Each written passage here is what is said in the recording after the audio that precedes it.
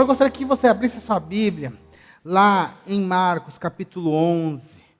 Marcos, capítulo 11. Nós vamos ler os versos de 15 até o 19. Marcos, capítulo 11, de 15 a 19. Enquanto isso, os meninos vão colocar aí também os slides de hoje.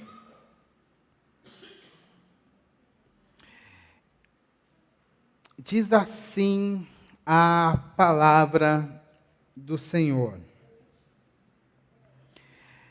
E foram para Jerusalém. Quando Jesus entrou no templo, começou a expulsar os que ali vendiam e compravam. Derrubou as mesas dos cambistas e as cadeiras dos que vendiam pombas. Não permitia que alguém atravessasse o templo carregando algum objeto. Também os ensinava e dizia: não é isto que está escrito? A minha casa será chamada casa de oração para todas as nações. Mas vocês fizeram dela um covil de salteadores. E os principais sacerdotes e escribas ouviram isso e procuravam uma maneira de matar Jesus, pois o temiam,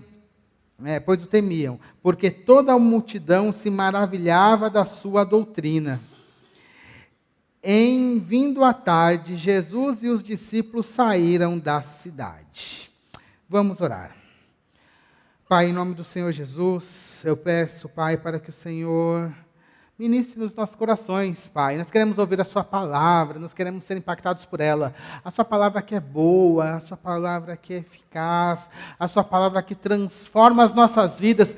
Deus, em nome de Jesus, ministra nos nossos corações ao que nós te pedimos. Ó Pai, fale conosco, Pai, e que nós possamos ser transformados, Pai. É a nossa oração em nome do Senhor Jesus. Amém e amém. Irmãos, deixa eu só arrumar aqui o que está passando. Só coloca aqui aí já está no modo de apresentação direitinho.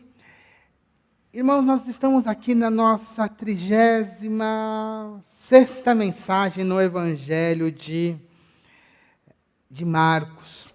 E a gente está num momento do Evangelho que está Jesus diferente, né? A gente falou de Jesus com essa entrada triunfal.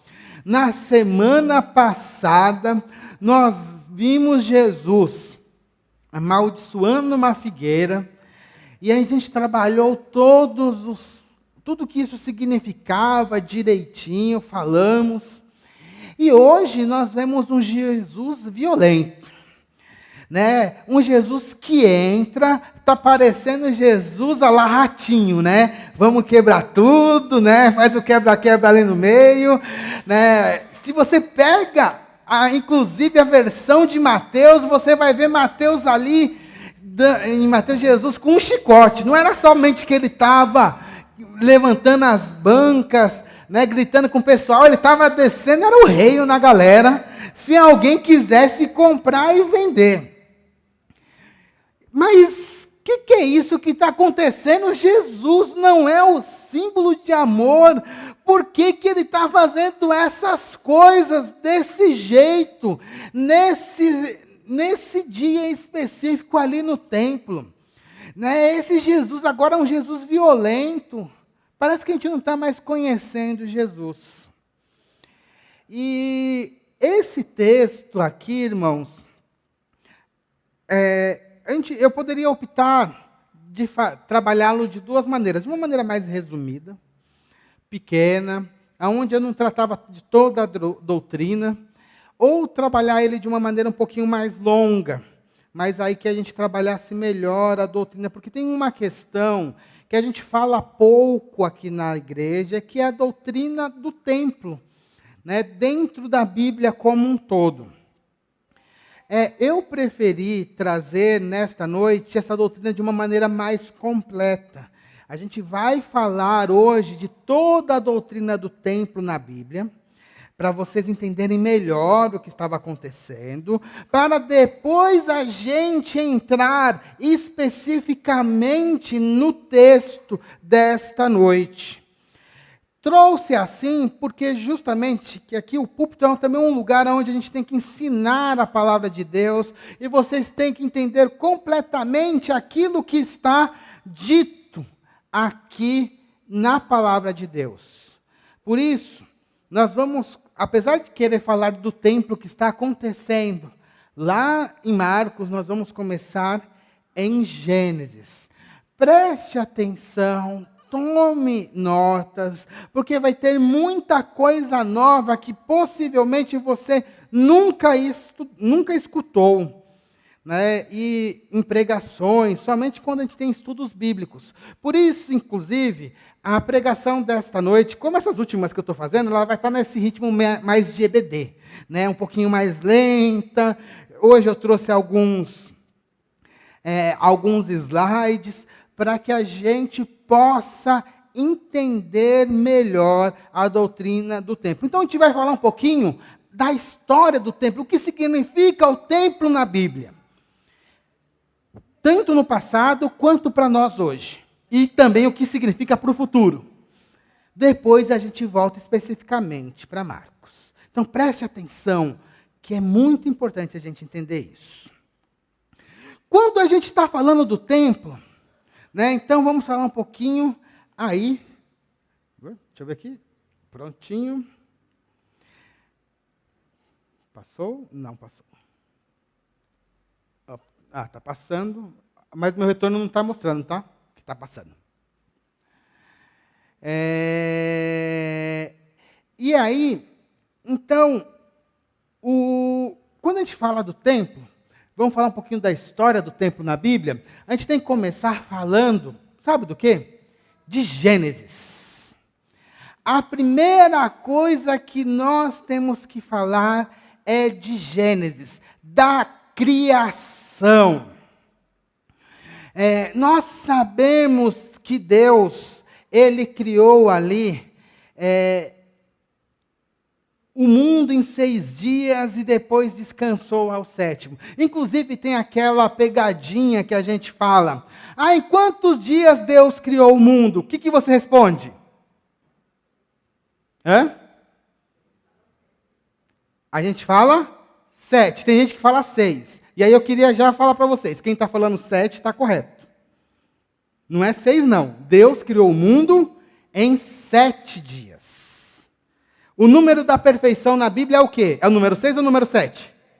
7. Né? Então quando a gente fala de criação, são sempre 7 dias. Mas e o dia que ele descansou? Está dentro do processo da criação. Se a gente desconsiderar isso, a gente está falando errado. Então Deus realmente criou o mundo em 7 dias. E é legal quando a gente olha para a criação, que Deus, Ele criou o Éden, que era toda a terra, e ao nordeste do Éden, né, na região nordeste, Ele coloca o jardim. E naquele jardim, era um lugar... Tinham várias coisas, inclusive a árvore da vida. Durante o processo de criação, Deus ele criou o mundo e descansou ao 7º dia. Nesse momento, então, ali o jardim do Éden, ele já era uma espécie de templo. Porque nós temos um Deus, que ele é todo poderoso, ele ocupa todos os lugares. Mas ali no Éden era um local aonde os seres humanos, eles tinham contato e poderiam se achegar a Deus. Não é à toa que a gente vai ver lá no capítulo 3, né, verso 8, que Deus aparecia ali no jardim do Éden na viração da tarde. É ali na criação, então, que a gente vê um espaço para a adoração. É ali também na criação que a gente vê um tempo para adoração, que é o sábado. Tudo começa no Éden, e o Éden já é o símbolo já deste templo, deste local aonde vai existir esta adoração. Uma coisa estranha para a gente, né, que nós estamos aqui num tempo moderno, é pensar em lugares sagrados e tempos, né, um tempo sagrado, um dia sagrado. Mas para a visão bíblica isso é muito importante. O Éden, que era uma parte do Éden, o jardim, que era uma parte do Éden, era um lugar onde era um lugar mais sagrado. E também tinha um dia para adorar a Deus, que já é o sábado. Isso já nasce lá em Gênesis, lá na criação, lá nos capítulos 1 a 3. Depois do próprio jardim, nós vamos ter a criação do primeiro templo, que vai ser o tabernáculo. Isso já vai acontecer lá em Êxodo. Abre a sua Bíblia lá em Êxodo, capítulo 25, verso 8. Êxodo, capítulo 25, verso 8. Para a Bárbara já fala, segundo livro da Bíblia, ela está treinando ali com a gente, tá? Êxodo 25, 8, diz assim, né? E farão para mim um santuário, para que eu possa habitar no meio do povo. Você tem o povo de Israel, que aqui, neste momento histórico, eles estavam saindo da escravidão do Egito, estavam ali no deserto, e Deus fala para eles, vocês vão fazer um santuário, para que eu possa habitar em meio ao povo, para que eu possa tabernacular em meio ao povo. Grave isso. Um lugar aonde Deus pode habitar em meio ao povo. Uma coisa interessante aqui, é um exemplo de um tabernáculo feito hoje, né, de representação com as mesmas medidas bíblicas. Aqui você vê um homem, olha o tamanho do tabernáculo. Não era muito grande, não. E esse aqui, as medidas estão reais. Tá? Ele era desse tamanho mesmo, não era muito grande. E era para ser um templo móvel. E quando a gente olha para tudo que tinha dentro do tabernáculo, a gente vai ver que muitas coisas que estavam no tabernáculo, elas já apontavam para Gênesis. Por exemplo, dentro do tabernáculo você tinha aqui a Arca da Aliança, e em cima da Arca da Aliança você tinha o quê? Os querubins. Onde aparecem os querubins? Lá em Gênesis. Nós também vamos ter esse candelabro. Quem lembra o nome desse candelabro? Menorá. Era um candelabro de 7 hastes. O que lembra o número 7? E os 7 dias da criação. Lembra então que eu falei? Que a criação de Deus foi em quantos dias? 7. Aqui a menorá não é de 6 hastes, é de 7. Então mostra aqui as 7 hastes. E uma coisa interessante é que essa menorá, se você olha para ela, o que ela lembra? Uma árvore. A menorá lembra uma árvore. Ou seja, a menorá, ela aponta para a árvore da vida. Dentro do tabernáculo, depois, porque lembra, na história da criação, o homem foi criado, estava no jardim do Éden. Depois do jardim do Éden, eles poderiam ter acesso a Deus, mas são expulsos. Não tem mais acesso a Deus. Agora Deus coloca um local para que Deus pudesse habitar em meio ao povo. E na hora que ele cria esse local, ele aponta já diretamente para Gênesis. Para aquilo que acontecia lá em Gênesis. Então o tabernáculo, ele tinha muito disso. Ele apontava, né, lembrava daquilo que acontecia com Gênesis. E aqui o povo de Israel, eles poderiam vir para adorar a Deus. Lembrando que aqui era a parte onde ficava a menorá, tal, os pães, e aqui atrás ficava a Arca da Aliança. Aqui tinha uma cortina, né? E essa cortina para cá, somente o sumo sacerdote passava uma vez por ano. Mas isso aqui eu não vou entrar muito em detalhe, que tem bastante coisa para falar hoje. Mas esse aqui é o primeiro templo, é um templo móvel. Tá? E esse templo móvel, ele foi usado por mais de 400 anos, mais de 500 anos aí pelos israelitas, quase 500 anos pelos israelitas. E aí o que vai acontecer? Já ali na época, passando-se mais ou menos uns 500 anos, agora a gente está chegando aqui, a menorá foi feita, o tabernáculo foi feito mais ou menos 1500 a.C. Agora a gente está indo para 1005 a.C. Nós vamos ter a criação do primeiro templo fixo. Davi, o grande rei de Israel, ele conseguiu unificar os dois reinos depois de uma batalha, de uma guerra civil. Unificou os reinos. Quando ele conseguiu ter a paz lá no reino de Israel, ele quer fazer um templo. Naquela época, ainda eles estavam utilizando o tabernáculo. Aí ele fala assim, nossa, eu estou aqui bem, né, vivendo em casa de cedro, e olha onde que está ali o templo de adoração, um negócio mais, assim, um negócio que não estava bonito, ele poderia ser melhorado. Eu vou fazer um templo para o meu Deus. E o que Deus fala para Davi? Não, nada disso. É bom você ter o desejo, né? Você está querendo fazer um templo, e eu te prometo que a sua descendência vai reinar eternamente. Ele quer fazer o templo, Deus não deixa. E ele até recebe a promessa. E por que Deus não deixa? Porque Davi era um homem de sangue. Eu sempre falo isso, né? Davi era um cara cruel. Davi pisava no calo dele, ele matava. Ele era uma pessoa temente a Deus. Mas o que Davi fez de burrada na vida é impressionante. Até perto da morte, ele estava mandando matar gente. Ele mandou matar o seu general, o seu braço direito. Para garantir que seu filho ficasse no trono, ele manda matar Joabe. Até o final da vida, Davi matava. Assim, Davi era um homem muito violento. E Deus falou assim, não, você não dá para construir. Vamos deixar o seu filho.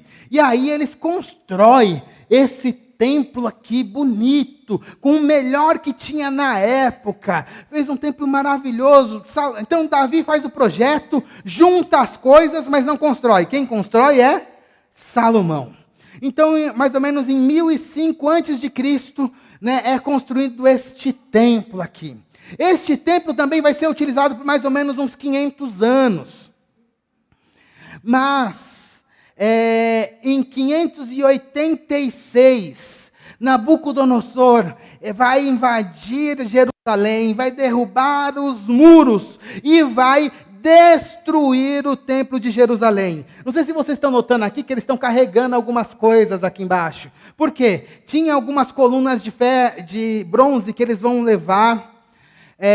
Os utensílios do templo vão ser levados todos para a Babilônia. E o templo vai ser queimado.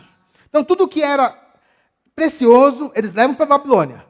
E destroem o templo. Então, os israelitas, eles ficam sem templo e estão no exílio da Babilônia.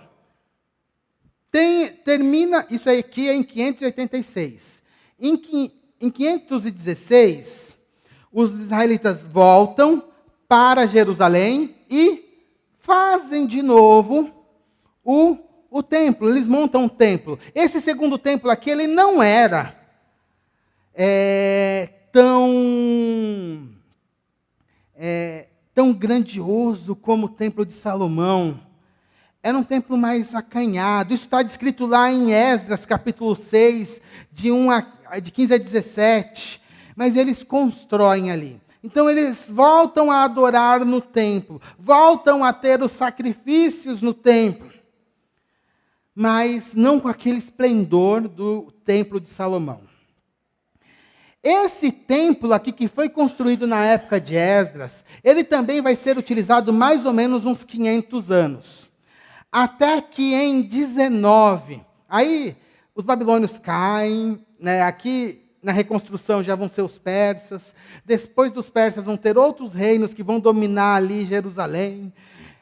Vai chegar um determinado momento que vão estar debaixo da dominação romana. E dentro da dominação romana, sobe um rei que era Idumeu, né, que era um rei vassalo de Roma.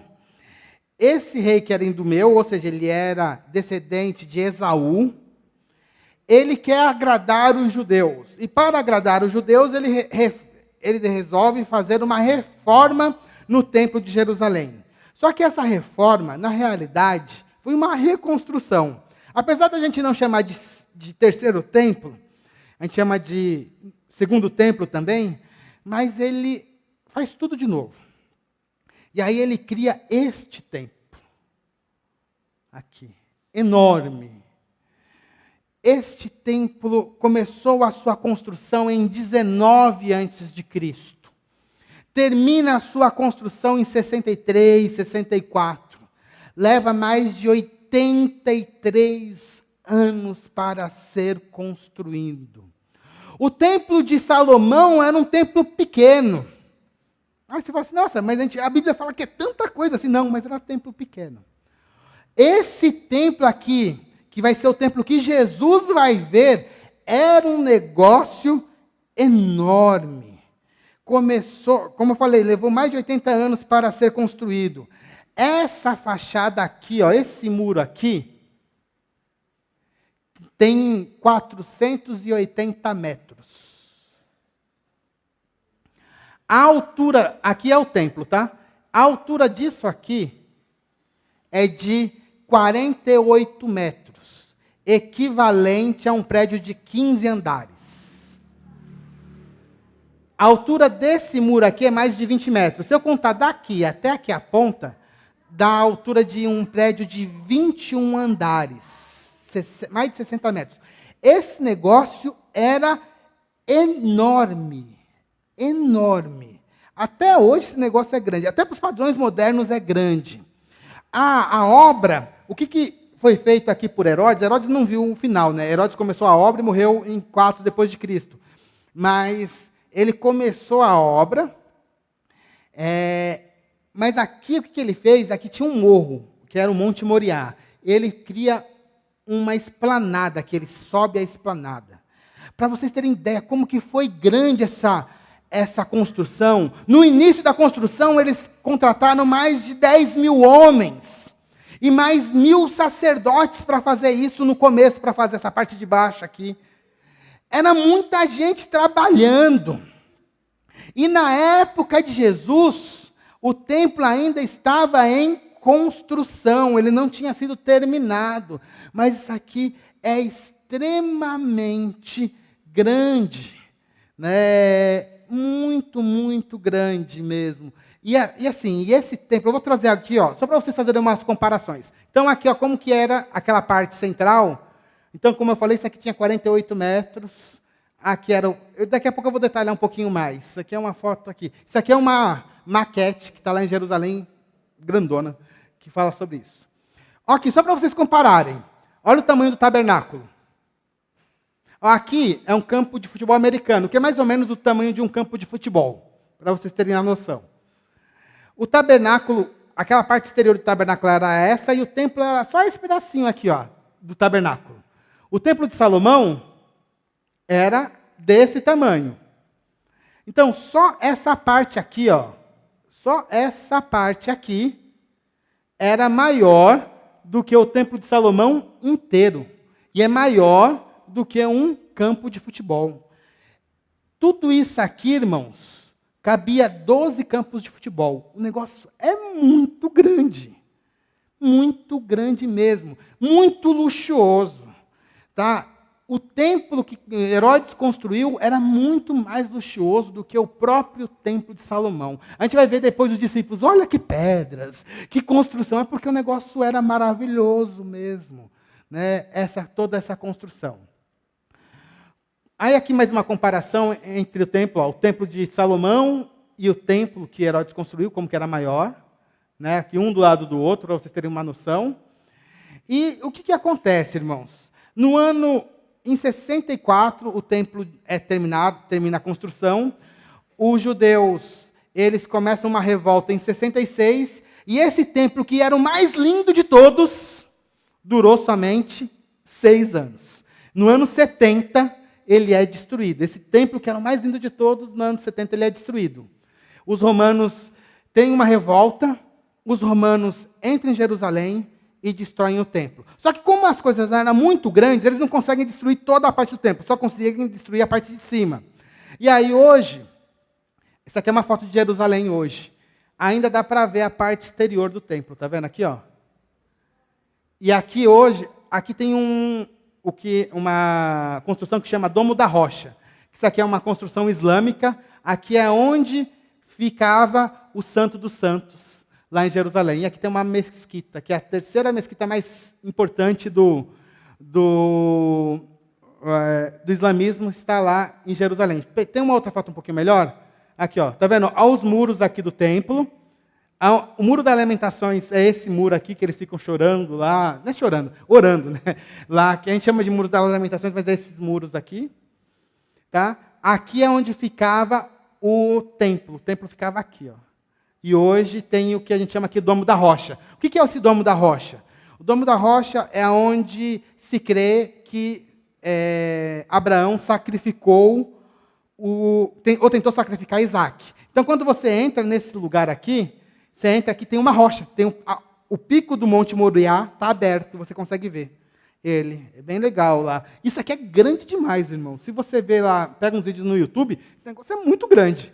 Aqui também tem essa mesquita, e muito bonito também, tá?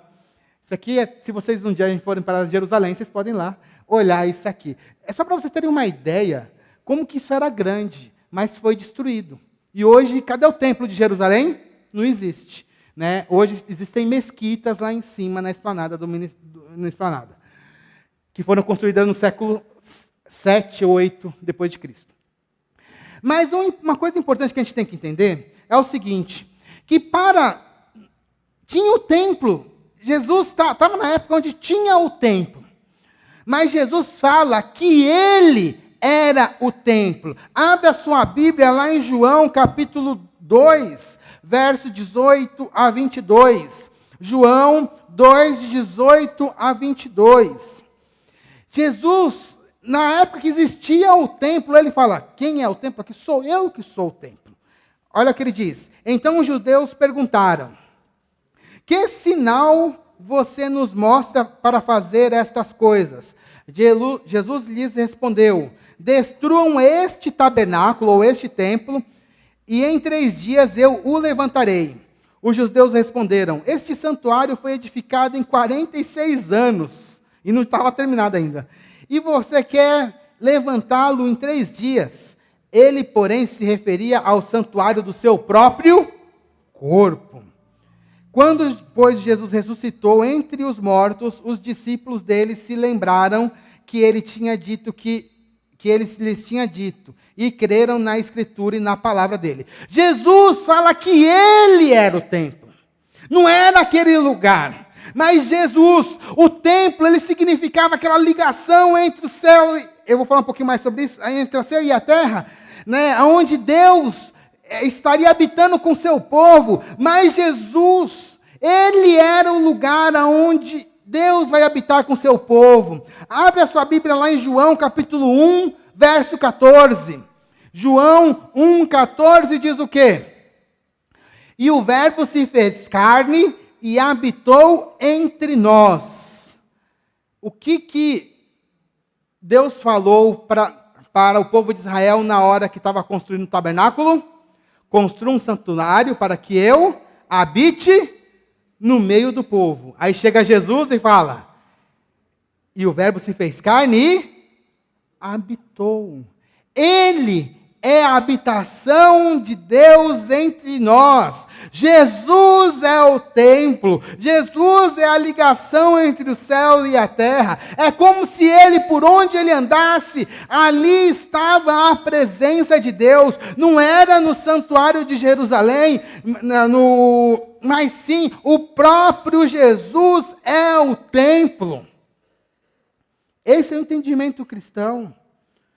Mas não somente Jesus, porque Jesus morreu e ressuscitou. Quando ele morreu, lembra que foi até rasgado o véu do templo, mas quando ele ressuscita, né, depois ele é levado aos céus, o que a Bíblia fala a respeito dos seus seguidores? Os seguidores de Jesus agora é que são o templo. Abre a sua Bíblia lá em 1 Coríntios, né, 3,16. Lá em Atos 2, nós vamos ver a descida do Espírito Santo sobre os discípulos. E hoje, quem é o templo?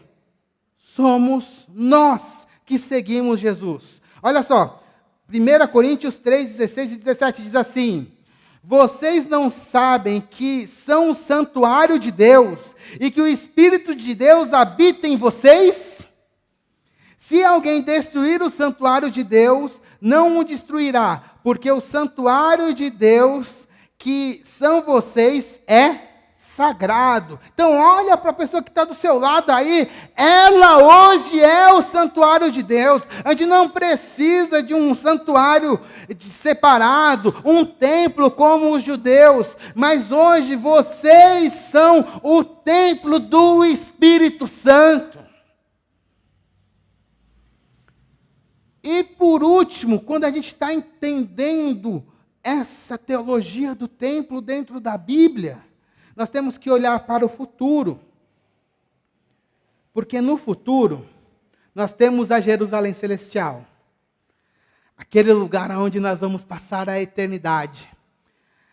E sabe uma coisa que chamou a atenção? João está escrevendo ali sobre a cidade. E ele é judeu, né? Ele está esperando um templo. Cadê o templo? Deus mostrando para ele a cidade. E ele, cadê o templo? Aí sabe o que ele vê? Ele fica até impressionado. Vai lá em Apocalipse 21, 22. Apocalipse 21, 22. Ó, começamos em Gênesis e terminamos em Apocalipse, para falar um pouquinho sobre o templo. Gênesis 21, 22. O que diz lá? Não vi nenhum santuário na cidade, porque o seu santuário é o Senhor, o Deus Todo-Poderoso e o Cordeiro. Na Jerusalém Celestial não há mais templo, porque a própria presença de Deus está ali. E ali, povos de toda língua e nação podem adorar a Deus, porque ali Deus está presente para todos sempre. Essa é a nossa esperança em relação ao templo. Hoje nós somos o templo do Espírito Santo, mas no futuro nós estaremos em um lugar onde nós vemos a presença de Deus. Aleluias! A história do templo, ela está junto com a história da salvação. Ao entendermos que o jardim lá no Éden era uma espécie de templo, nós vamos entender que lá Jerusalém Celestial também não há necessidade do templo, porque Deus está lá, está tudo ligado, e nós hoje somos esse templo. Nós vamos entender isso. Por que eu trouxe isso de uma maneira mais geral? Porque às vezes a gente não liga os pontos. Porque hoje, se você for lá em Jerusalém, tem um Instituto do Templo. Eles já reconstruíram a menorá, já reconstruíram as vestes dos sacerdotes, já estão distribuindo as vestes dos sacerdotes, e estão esperando o momento em que o terceiro templo vai ser construído. A gente acredita nisso? Não. Porque a gente espera a Jerusalém Celestial. E na Jerusalém Celestial vai haver templo? Não vai haver templo. Isso distancia os cristãos dos judeus. O problema é que tem cristão que não entende isso. E parece que está meio que esperando ainda. E tem algumas teologias que falam isso, que estão esperando a construção do terceiro templo. Que falam, na hora que construir esse templo aí vai acabar o mundo. Não, o que a gente está esperando é um lugar que nem tem templo. Essa é a nossa esperança. Amém? Entenderam essa parte? Então, essa parte aqui era uma parte mais geral, para a gente entender um pouquinho melhor a questão bíblica. Agora a gente vai voltar para o texto, para que vocês possam entender direitinho o que Jesus estava fazendo ali naquele dia. Lembrando que aqui a gente está numa segunda-feira. No dia anterior, Jesus tinha entrado, né, ali, aquela entrada triunfal, e agora ele está ali no templo. Vamos falar um pouquinho do templo de Jerusalém. O que era o templo para os judeus? Para os judeus, o templo é a ligação entre a terra e o céu. Né? Eles entendiam que o templo não continha Deus, porque Deus era maior. Eles sempre entenderam isso. Mas se eu quisesse me achegar até Deus, aonde que eu teria que ir? Para o templo, que era o lugar mais santo da terra.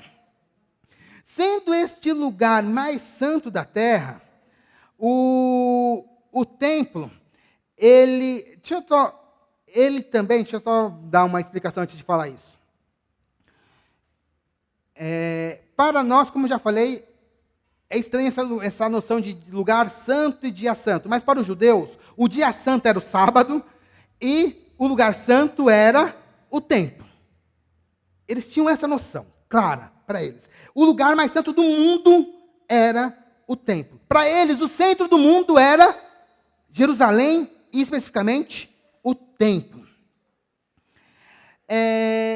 Além disso, o templo era um lugar, era o centro religioso e cultural de Jerusalém. A religião era um aspecto básico e mais importante da cultura judaica. E, nesse sentido, o templo também era o centro religioso de Jerusalém. O templo, como que ele era o centro religioso? Porque ali era onde os judeus eles iam e faziam seus sacrifícios. Ali no templo, era ali aonde eles iam e também faziam as suas orações. Deixa eu dar uma explicada em relação ao templo. O templo aqui de Jerusalém era assim, tá? Aí aqui o que a gente vai ter? Essa aqui era o pátio dos gentios, aqui fora. Eram aqui que ficavam os mercadores. O templo é isso aqui, tá? Esse aqui é o pátio. Esse pátio exterior aqui ficavam os mercadores, que Jesus daqui a pouco vai dar porrada neles, é aqui fora, tá? Não é aqui dentro, não, aqui dentro. Aqui nesse pedacinho aqui era o pátio das mulheres. Lembra lá que ele via as mulheres fazendo os depósitos ali dos dízimos? Aqui também ficavam as caixas coletoras. Aqui ficava o pináculo do templo, que aparece lá onde que o diabo quis que Jesus pulasse. Olha a altura desse negócio aqui, né? O diabo quis que ele pulasse daqui. Aqui ficava a Assembleia do Sinédrio, escolas e outras coisas mais. Vou passar aqui um pouquinho para frente. Tá, então, aqui está o pátio, aqui fora, né? Aqui está o pátio das mulheres. Esse pedacinho aqui no meio, aqui tinha uma escadaria e um portão. Era aqui que as pessoas ficavam esperando para fazer os sacrifícios. Porque o culto no templo é muito esquisito para a nossa visão. Porque na nossa visão, nós participamos do culto. Não, no culto do templo é assim. Você pega o seu sacrifício, entrega para o sacerdote. Se o sacrifício for uma oferta de paz, o sacerdote vai sacrificar e vai te entregar o que sobrou, que era o animal, porque ele só tirava a gordura e a parte interna. Te entregava o animal e depois você pegava o animal e fazia uma churrascada. É um tipo de culto muito diferente para a gente. Você não participa disso. Você não entra no templo. Então, aqui, quando você levava o animal, você ficava aqui esperando para ficar com o animal. Aqui, nessa parte aqui, de trás, aqui, era onde ficavam os sacerdotes, fazendo sacrifício. E nesse prédio, aqui era onde você tinha o santo lugar, e a parte mais interior, o santo dos santos. A menorá ficava aqui dentro, tá? Nesse prédio aqui também, que era enorme, né? Lembra que é um prédio de 15 andares aqui, um negócio... E lindo, tá? Porque aqui era de ouro, dourado, um negócio bem bonitão mesmo aqui. Tudo mais. Então, aqui ficava a parte. Aqui fora tinha muita coisa social. Você tinha os vendedores, você tinha as conversas. né? Aqui atrás tinha as escolas, então era uma coisa bem, bem legal. Então o centro, quando você, imagina só, você indo para Jerusalém, você entrava no templo e você levava lá seu sacrifício, entrava aqui, dava aqui, o sacerdote fazia o sacrifício, te devolvia o animal e você levava. Os judeus, eles iam 3 vezes por ano, né? Tinham 3 festas anuais que eles tinham que ir para o templo, que eram a Páscoa, a festa dos pães ázimos e também, que era o Pentecoste, e a festa dos tabernáculos, eles iam até Jerusalém. Outra coisa também importante ali, é que a liderança estava ali no templo. Existia uma escola rabínica no templo. Os doutores da lei ensinavam ali no templo, era uma coisa muito importante, né? Essa questão cultural ali, aprender a ler, estar lendo a Torá, aprendendo da Torá, discutir a Torá. Como o templo era tudo muito bonito, aqui também você aprendia as questões estéticas da beleza, tudo era muito bonito, muito bem organizado. Também tinha muita música, os sacerdotes troncavam suas trombetas, né? Então também tinha a questão musical que você aprendia, estava tudo ligado com o templo.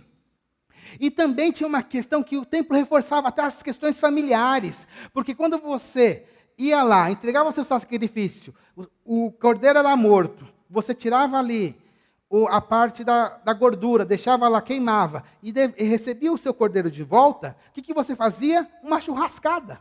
E ensinava para os seus filhos, né, com aquele cordeiro, por que você fez o sacrifício e por que você estava ali agora comendo daquele animal. Lembrando que eles poderiam sacrificar várias coisas, tá? Não é só cordeiro, não. Pombas poderiam ser sacrificadas, carneiro ou bodes, também poderiam ser novilhos, poderia ser farinha, poderia ser incenso, tá? Tem várias outras coisas, sal, muitas coisas eram sacrificadas aqui dentro do templo.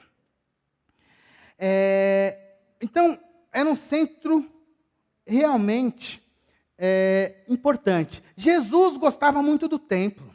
A família de Jesus subia todo ano para Jerusalém. Eles não moravam em Jerusalém, né? Eles não moravam em Nazaré, mas eles iam lá todo ano para Jerusalém. Tanto que a gente vê lá em Lucas 2, né, Jesus ali discutindo com os mestres da lei no templo. O próprio Jesus, ele ensinava no templo, ele gostava de estar no templo, nessa região aqui exterior, aqui, ele ficava com seus discípulos, e ensinava também. Ali no templo, ele gostava daquele ambiente. Os próprios discípulos, depois da morte de Jesus, continuaram indo para o templo para orar. Então eles poderiam entrar aqui nessa parte aqui mais interior, que era a parte das mulheres, e ficavam orando lá. Então, o templo era, nesse sentido, cultural e religioso, era muito agradável, era muito bom, né? Eles gostavam, né? Até mesmo os cristãos gostavam. Mas o templo não era somente o centro religioso e cultural. O templo também era o centro econômico de Jerusalém. E é aí que o bicho pega. Ele era o centro econômico. E é aí que vocês vão ver por que Jesus brigou lá com os cambistas. O templo de Jerusalém, naquela época, ele tinha uma moeda própria, que era o shekel. Uma moeda que era utilizada somente ali dentro do templo. Todo o judeu tinha que pagar o imposto do templo. Esse imposto do templo está descrito lá em Êxodo, capítulo 30, do verso 13 a 11, que era o meio shekel, meio ciclo que está na nossa Bíblia. Né? Meio ciclo. Todo judeu de 20 anos acima tinha que pagar o imposto do templo, sem exceção. Todos na Palestina, até mesmo fora da Palestina, pagavam esse imposto e mandavam para o templo. Além disso, todas as pessoas, todos os judeus, traziam os seus dízimos, tanto de primícias e dinheiro, e traziam para o templo, e colocavam aqui nas caixas coletoras. Então, imagina a quantidade de dinheiro que vinha para o templo de Jerusalém. Eram quantidades enormes de dinheiro. E o templo era muito seguro, porque você pode ver a forma dele, ele tem a forma de uma fortaleza. O templo era muito... O Sinédrio tinha um exército, tinha uma polícia religiosa do Sinédrio, que a gente vai ver depois prendendo Jesus. Então, você tinha guardas armados por aqui. Não vamos deixar assim... Não, então, era um lugar muito, muito seguro. Aí começam os problemas. Até aí está mais ou menos bem, né? Como o templo tinha muito dinheiro, e tinha muita gente trabalhando no templo. Lembra que nessa época de Jesus ainda estava tendo a construção. Então as pessoas também recebiam salário do templo, os sacerdotes e os trabalhadores das construções. Mas como o templo tinha sua moeda própria, tinha os cambistas. Então se você tinha uma moeda romana e quisesse entrar e entregar a sua oferta no templo, você teria que fazer a conversão. E para fazer essa conversão, você tinha que ter os cambistas, como se fosse casa de câmbio hoje, trocar dólar por real. Lá na época era trocar denário por shekel. Você tinha essa conversão, né? E os cambistas, eles cobravam um ágio de 8% para fazer isso. 8%. Então você chegava lá com 1 denário, ele ia cobrar lá 1 denário e um pouco para fazer a conversão. Então os cambistas eram importantes, mas eles ganhavam muito dinheiro só fazendo conversão. Outra coisa que acontecia aqui também,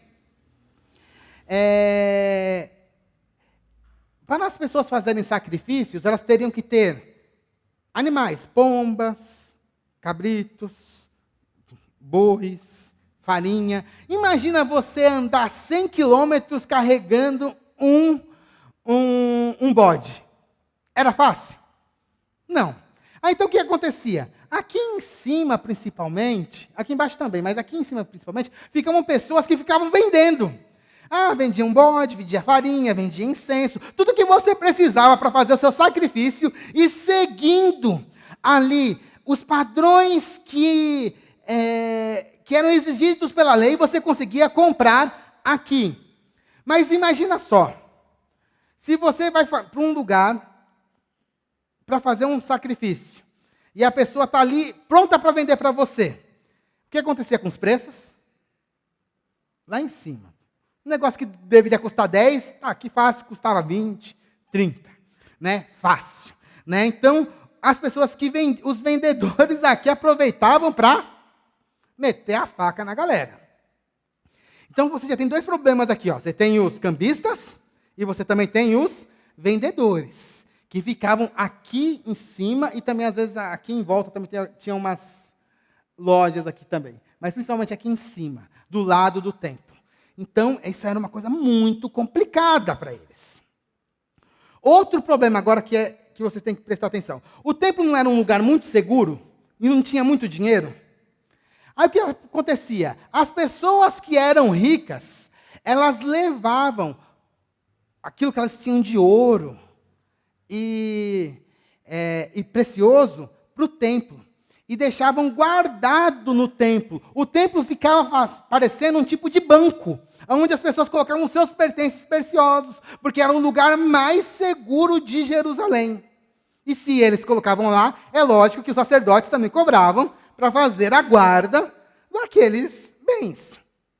Outra coisa que acontecia ali no templo de Jerusalém, todas as dívidas dos judeus de um contra o outro, elas eram escritas aqui no templo. O templo funcionava como uma espécie de cartório também. Ou seja, você tinha dívida lá. O Douglas estava me devendo R$100. Opa, vamos lá no cartório, falar que você tem que me pagar R$100. E deixava aqui no templo essa inscrição de dívidas. O templo não era somente um lugar religioso, mas também um lugar de comércio. Para vocês terem uma ideia, uma das fontes que eu li falavam que tinham mais ou menos 1000 sacrifícios diários no templo. Imagina como que era esse comércio aqui no templo. Era gente entrando, vendendo, né, muitos animais, muita coisa, muito dinheiro rolando. E quando tem muito dinheiro rolando, o que acontece? Tem o quê? Corrupção. Achados arqueológicos acharam uma casa do sumo sacerdote, da época de Jesus, mais ou menos. A casa tinha 600 metros quadrados e era luxuosíssima. Ou seja, os sacerdotes, em meio àquela dinheirama toda, aproveitavam para ganhar dinheiro. E é por isso, irmãos, que as pessoas, assim, os sacerdotes ganhavam seu dinheiro, os trabalhadores ganhavam, mas quem vinha adorar em Jerusalém não gostava daquilo. Achava que era explorado. Achava ridículo esse negócio de ter inscrição de dívida dentro do templo, né, do templo virar um tipo de cartório. Né? Não é à toa que em uma das revoltas que teve em Jerusalém, quando eles entraram no templo, a primeira coisa que eles entraram lá e fizeram foi queimar essas inscrições de dívida. Então, os próprios judeus normais não gostavam do templo, desse aspecto do templo. Eles gostavam do templo como uma questão religiosa, mas essa politicalha e essa questão econômica era terrível, porque o templo, ao invés de ser um lugar de adoração a Deus, ele tinha se tornado um lugar de adoração a Mamon. O templo que deveria ser um lugar onde as pessoas buscavam o Deus único.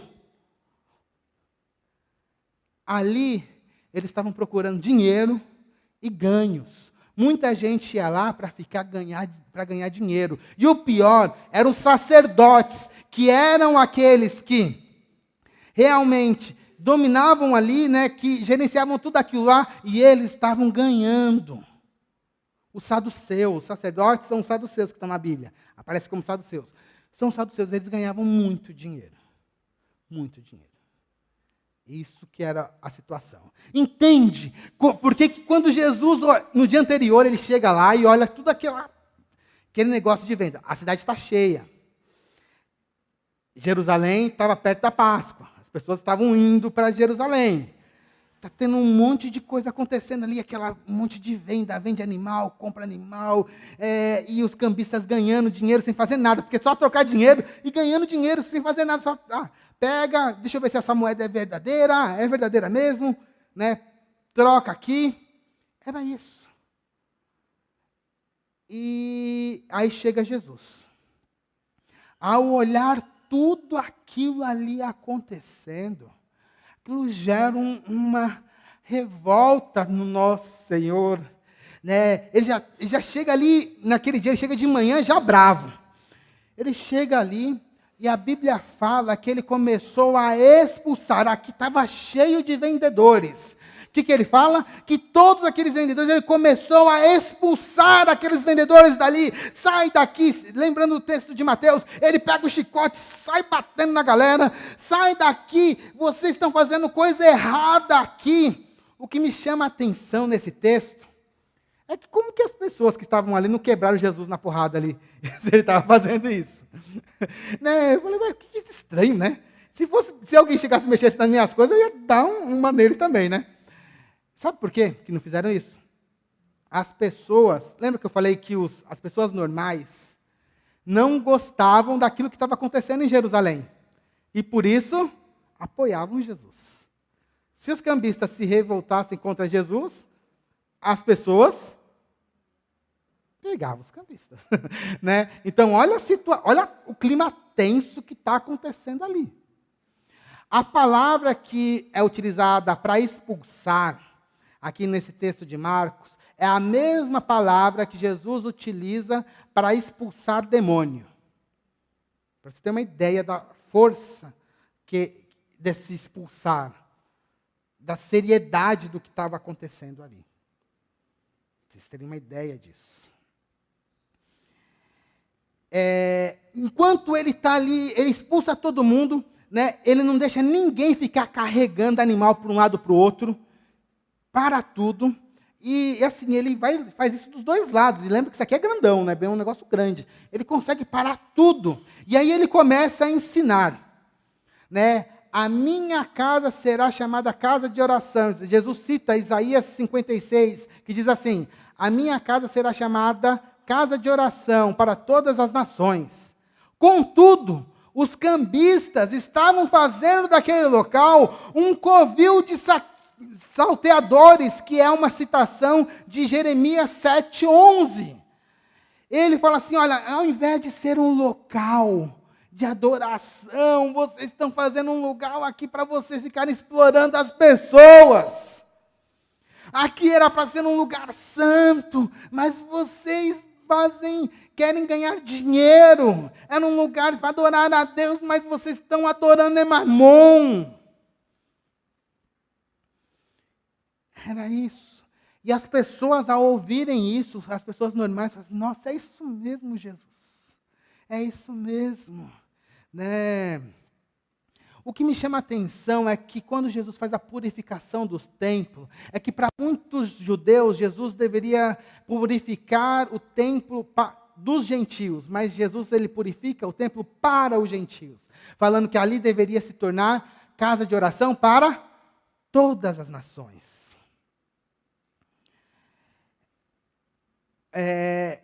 Como eu falei, as pessoas ali gostaram muito do que Jesus estava fazendo, mas os sacerdote, o que o sacerdote ganhava ali? Sua bufunfa, né? Quando viu Jesus fazendo tudo isso, eles gostaram? Não. Olha o que a Bíblia fala que eles fizeram. Lá no verso 18. Os principais sacerdotes e escribas ouviram isso e procuraram uma maneira de matar Jesus. Pois temiam, porque toda a multidão se maravilhava da sua doutrina. O povo gostava de Jesus. Os sacerdotes, meu Deus, vai acabar com a nossa boquinha. Vai acabar com o nosso sistema. Vai acabar com tudo isso que a gente está fazendo aqui. Era uma religião, no final, muito formalista e muito falsa. As pessoas que iam lá adorar realmente a Deus, encontravam ali um sacerdócio que estava muitas vezes corrompido pelo dinheiro. Corrompido. E isso que levou a Jesus a tomar aquela atitude drástica. E o interessante é que como Jesus não permitiu que ninguém carregasse nenhum animal para nenhum lado, por algumas horas, aquele templo virou um lugar inútil, pois um lugar onde tinha centenas de sacrifícios diários, ficou parado, escutando somente a pregação de Jesus. Aquilo que Jesus está fazendo ali não é somente acabar com a economia do templo de maneira temporária. O que Jesus está fazendo ali é um ato profético de condenação e futura destruição daquele templo. Pois aquele lugar já não era um local de adoração autêntica para Deus. Jesus, ele veio estabelecer a adoração em outras bases. Essa adoração e esse relacionamento com Deus não estava mais, baseado em sangue de cordeiros, mas sim agora no seu próprio sangue, o sangue na nova e eterna aliança. Na morte de Jesus, morte e ressurreição de Jesus, está o novo templo. Nele o próprio Deus se torna presente e abre acesso direto a ele. O templo de Jerusalém, aquele lugar que a obra era maravilhosa, estava no fim. E Jesus veio destruir simbolicamente aquele local através daquela ação, inaugurando assim um novo tipo de relacionamento baseado na sua pessoa, no próprio Deus, esse que era o verdadeiro templo, Jesus é o verdadeiro templo. Por fim, o sentido escatológico Mostra para a Nova Jerusalém, como eu já falei hoje, que na Nova Jerusalém não vai haver mais templo. Esse templo terreno poderia ser destruído.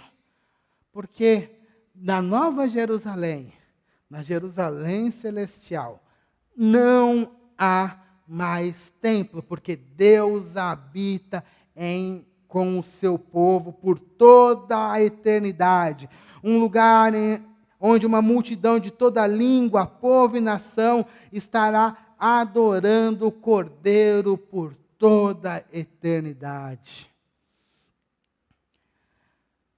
Irmãos, aquele ato de Jesus, ele fazia parte da história da salvação, apontando para o fim da antiga aliança e mostrando a nova aliança, que é a qual nós vivemos hoje em Cristo Jesus. Aleluia.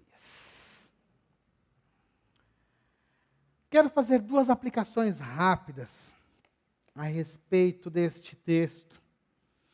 Irmãos, vocês viram que é diferente. Talvez vocês tenham coisas que vocês nunca tenham ouvido, né, durante essa explanação, um pouco mais longa, mas eu achei necessária para que a gente tivesse um entendimento um pouquinho maior. Mas o que eu queria trazer para uma reflexão nesta noite é o seguinte: primeiro, qual é a base da nossa adoração? Qual é essa base? Nós não precisamos mais de intermediários, nós não precisamos mais de prédios bonitos. Ainda há pessoas que vão para a igreja por conta daquele prédio maravilhoso, grandes catedrais. E olha que eu nem estou falando dos evangélicos. Se você vai olhar na história da igreja, os religiosos buscam grandes catedrais, grandes lugares. Pega lá a Catedral de Santa Sofia, que hoje é uma mesquita, né? Pega as catedrais de Roma, pega as igrejas que os evangélicos estão fazendo aqui no Brasil, tudo muito grande, maravilhoso, tal. Mas isso vale alguma coisa para a sua adoração e o seu encontro com Deus? Não, porque você já é o templo. Os cristãos são o templo, não essas grandes construções. No final do dia, irmãos, todas estas grandes construções vão ter o mesmo fim do templo de Jerusalém. Vão ser destruídas. Não vai ficar pedra sobre pedra. Mas o nosso templo, nós que somos o templo, seremos transformados para passar a eternidade com Deus. Então tome cuidado com as bases da sua adoração. Tome cuidado em estar seguindo, em buscando, deixa eu ir lá naquela igrejona grandona. Deixa eu ir lá. Tome cuidado. Não estou falando que a igreja em si seja má, mas o problema, às vezes, é o nosso coração que pode estar seguindo lugares ruins. E a segunda aplicação é mais para mim, que sou um religioso, trabalho para a religião, estou aqui pregando como pastor. Nós que estamos aqui trabalhando para o reino de Deus, temos que tomar muito cuidado com o seguinte: os religiosos lá de Jerusalém, eles estavam se alimentando do templo. Ao invés de alimentarem as pessoas, eles estavam se alimentando do rebanho. Os pastores hoje também têm que tomar esse cuidado. Os pastores são chamados para cuidar e alimentar o rebanho, e não para se alimentar do rebanho. Não podemos fazer da religião e daquilo que nós estamos cuidando uma plataforma onde nós vamos crescer, onde nós, como religiosos, vamos enriquecer, ou onde nós vamos ter prestígio. Não é para isso que Deus nos chamou. Deus nos chamou para servir. Se nós não tomarmos cuidado com isso, nós vamos ter o mesmo destino que aconteceu com o sacerdócio. Ser dispensado por Deus. Vai ver se hoje tem algum sacerdote, algum sacrifício lá em Jerusalém. Não tem. Não tem. Porque o sacerdote acabou. Foi rejeitado por Deus. Também como religiosos. Pessoas que trabalham ali para ministrar a palavra. Temos que tomar cuidado para que o nosso ministério também não seja rejeitado. Irmãos, amados, estou chegando ao final desta longuíssima mensagem. E hoje nós vimos, como o ato de Jesus está intrinsecamente ligado à história da salvação. O templo estava fadado à destruição. Tudo isso aconteceu numa segunda-feira. Na sexta-feira daquela mesma semana, o véu do templo seria rasgado de alto a baixo, quando Jesus, às 3 horas da tarde, daquela sexta-feira daquela semana, ele estaria morrendo na cruz ali no Calvário. E ali, a partir daquele momento, tudo que estava sendo feito no templo não valia mais nada, porque o verdadeiro sacrifício já tinha sido entregue a Deus, que era o próprio Senhor Jesus. Esse sacrifício que nós lembramos nesta noite, através da ceia, esse sacrifício que vai realmente nos levar para a eternidade, para Jerusalém celestial. A história do templo e a rejeição do templo está totalmente ligada com a nossa aceitação. Jesus rejeitou aquilo que estava corrompido para trazer aquilo que é bom, eterno, agradável aos olhos de Deus. E por isso nós louvamos ao Senhor por esse sacrifício maravilhoso do Senhor Jesus. Que Deus nos abençoe. Amém? Vamos nos levantar e vamos orar.